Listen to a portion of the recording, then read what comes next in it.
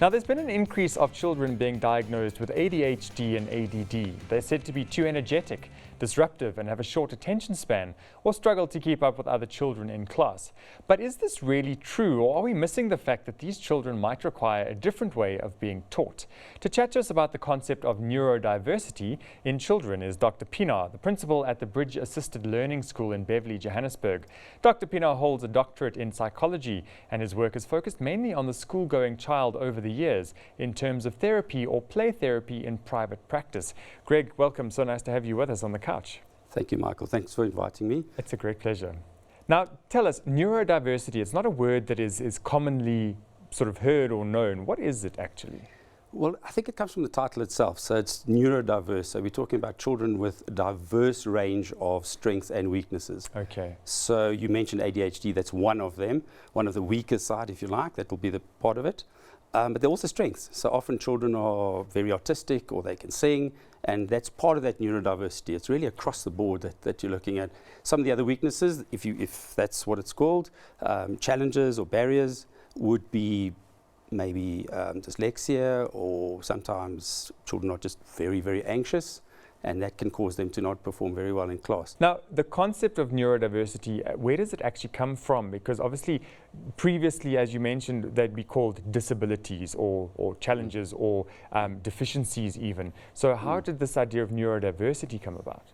I think the concept started way back in the late 90s. Since then, it's grown. The idea that we shouldn't be seeing differences as deficiencies is the real point. Because I think over the years, we've developed this idea that if someone has dyslexia, they're not bright, they're not intelligent. And that's really not the case. Okay. That guy might have lots of other strengths in other areas, but reading or spelling or words won't be his forte, but he may have many other strengths. And I think that's where the approach is different. And even at our school, the approach is about looking for those strengths, focusing on the strengths, as well as helping with the weaknesses. How would you diagnose neurodiversity? Is it called a diagnosis, or is it kind of an acknowledgement of neurodiversity in a child? The second one, it's not a diagnosis, it's much more of an approach. Right. So the approach is for the teacher to be able to understand what these problems are and then how to work with the child. There's no point in a child with concentration problems in sending him outside or giving him a time out. There's absolutely no point. So understanding the child, understanding the problems is much more. So it's a neurodiverse approach. And also focusing on the strengths, not just the weaknesses, because I think that's a problem. You know, if you grow up and you have dyslexia, then your whole life you have this real negativity about yourself, and you shouldn't have. What about your strengths? And I think that's a thing that teachers have to also incorporate when they work with children. I think it's really interesting because it really paints a completely different picture of what in my world was always acknowledged to be some sort of a disability.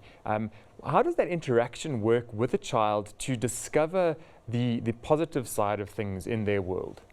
I think it's important that we look at the whole child. So aspects of, it's still a disability, make no mistake, there are still problem areas that we need to work on, but they are not insurmountable. There are things that we can work with. A person that maybe has dyslexia maybe won't become a very, very strong reader in the future, but he will be able to read and he'll be able to cope with what he needs to cope with in his world. And then to look at what else can he do? What about the physical side? Maybe he's a wonderful sportsman, or maybe he can play a guitar or something else. So we'd look at that. But the line is it's interesting to find that line between what is ADD, and that's where I think medical professionals come in to be able to make that diagnosis. It's not a thumbsuck, it's a real diagnosis based on a number of areas.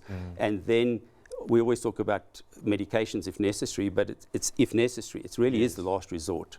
We'd look towards all the other possibilities of helping the child, being involved with the child, understanding the child, and then, if necessary, if the child's progress is going to be hampered severely and he'll never learn to read, if he doesn't concentrate a little better, then we might look at a medication. But it really is a last resort. Yeah. Now, in terms of also understanding the child, because children are quite different at home to what they are at school. So parents' expectations of their children versus what a teacher experiences can be quite different. How do you meet the two or marry the two to get a united force to help this child?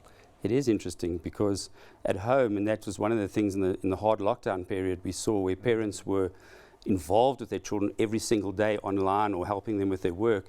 And it was interesting because afterwards parents came to us and said, wow, that's so interesting. I can see my child can't concentrate, or there's a problem. It was amazing. Different understanding. No, they never knew before, because their interaction with their child would have not been concentrated, focused work. So very different. And if there is anything positive, it was that, because children were much more in the world of their parents for that hard lockdown period. And their parents were aware of them, their strengths and their weaknesses. And therefore, coming back to school in a classroom environment of many children, parents were able to see, wow, my child is not very dissimilar to the other children in the class now, which was interesting. Yes, so if there was something positive about COVID. I think, again, if you look at the bright side, there certainly are certain things from a lifestyle perspective that we've learned through this pandemic.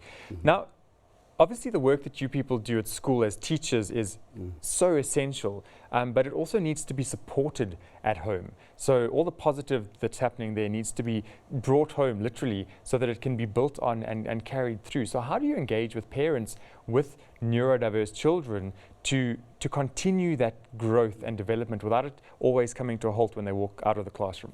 It's very important, that combination. So at our school, that interaction, it's really a team, and the parents are part of that team. They have to know exactly what the problems are and the strengths. Because I think as parents, we tend to focus on probably the negative side of our children rather than the positive side.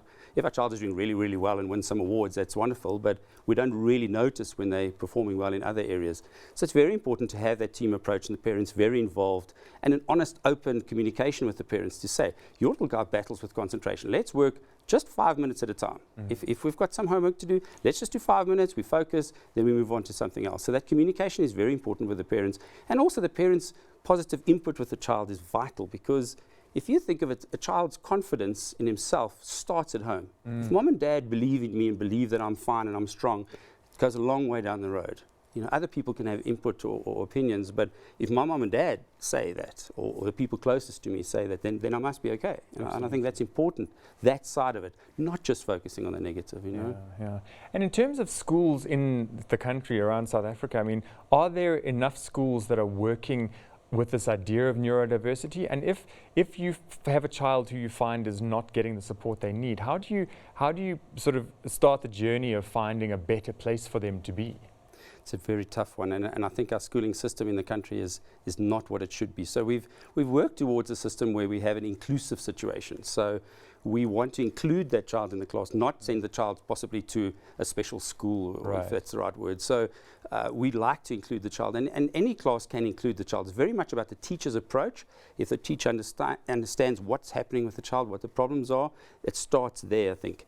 We are lucky at our school, we've got very small classes, so we are able to give support, whereas I think a teacher sitting with 40 in a class is very difficult to individualize everything, but still about that. If a child walks in and you know that little guy has some kind of issue with concentration and you can help him with that, or at least acknowledge that those are his problems, that goes a long way, even in a class of 40. Absolutely. It's difficult, I think, with a larger class. We've smaller classes where we are, and there aren't a lot of schools that can lend that support. We are very lucky, I would say that. Absolutely. I think it's an environment where it's, as you say, so different from the mainstream. And are there sort of after-school programs that can be helpful as well, or is it sort of the lot you're dealt by being in a mainstream school? No, I think, again, the team approach is very important, especially for a younger child. So for a younger child, the speech therapist and the occupational therapist and the physiotherapist, it's almost a team approach to things. And if you are able to do that, those people can give a lot of support to such a child, especially with concentration. Many of the tasks, the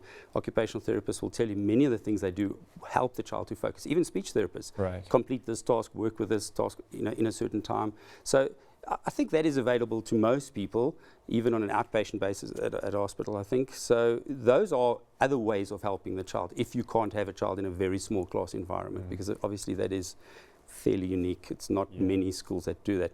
However, we do have a mainstream curriculum at our school, so the curriculum has to be along a certain path, because these are bright children. These are not children that are that battle, or they battle with certain aspects, but in general they are bright children. So our task is to help them to overcome some of those issues as far as we can, and then possibly for them to go back into a mainstream situation. So it's really not every child will accomplish that, but that's our task. Every teacher that starts at our school, the idea is we want to lend. We want to help the child. The process should be there for the child to be able to go back into mainstream after a period of time. So but it is a team approach. It's everyone. It's the teacher, the parent, and the therapist. Yes, and obviously a kid who's willing to engage in the whole process as well to get the most out of it. So, Greg, thank you so much for sharing your thoughts, because I think it's so important that we are made aware of the positive side of something that could be seen as so negative, and that there's hope and life and brightness and excitement in the world for kids that may have these challenges. Thank you, Michael. Wonderful to be here. Great pleasure.